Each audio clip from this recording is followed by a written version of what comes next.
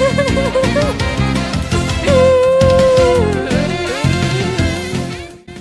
back to your favorite course, Real the ESCN or the Entertainment and Supreme Court Network. I'm Nicole Vincent. This is my counterpart, Victoria Warren. Thanks for joining us for this first-hand play-by-play of Brown vs. Board of Education. Before we start, let's see the best moments from the pregame match, Plessy v. Ferguson.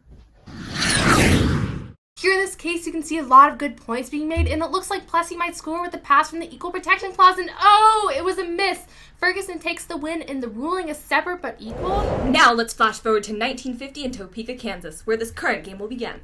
Oliver Brown, the plaintiff in this case, wants to enroll his daughter, Linda Brown, in Sumner School, an all-white elementary school. He claims that she was prohibited from attending by Topeka's Board of Education because of the color of her skin. Brown has now made his first play by filing a suit against the board. The case has now been taken up in the U.S. District Court of Kansas, where the judge decided that public school segregation has a detrimental effect upon the colored children and contributes to a sense of inferiority, but it still upholds the separate but equal doctrine, and it is therefore constitutional.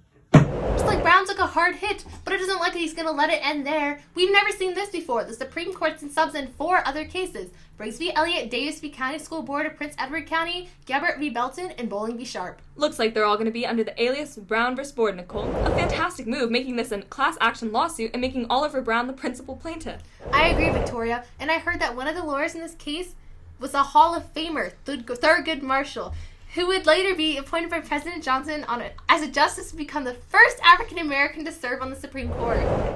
This is a very tough case, being in the Vinson Court under Chief Justice Fred Vinson. The score is tied. Everyone is so divided. How is this going to end? Vinson is holding the opinion that the verdict in Plessy v. Ferguson should take precedent and have separate but equal still stand. There's been a foul in the play. Justin Vinson has just died from a heart attack. Earl Warren is subbed in as the next Chief Justice by President Eisenhower. Oh, and Warren has just called a penalty shot for Brown. Will this be the winning shot?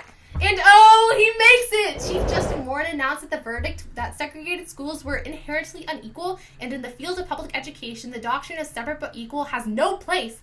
This was made on the basis that the plaintiff was being deprived of their equal protection that was established in the 14th Amendment. Although Brown has won, it looks like the U.S. government is being a sore loser and not implementing the decision.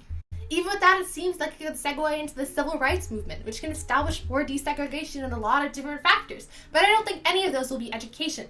If the case had specified how to desegregate schools, maybe it would do more. You have to remember, Nicole, this is only the beginning of the segregation championship. There are still many court cases to come after this. But it is the end of today's episode at ESCN. Thank you all for tuning in, and catch us next time as we watch the unfolding of the Little Rock Hunt.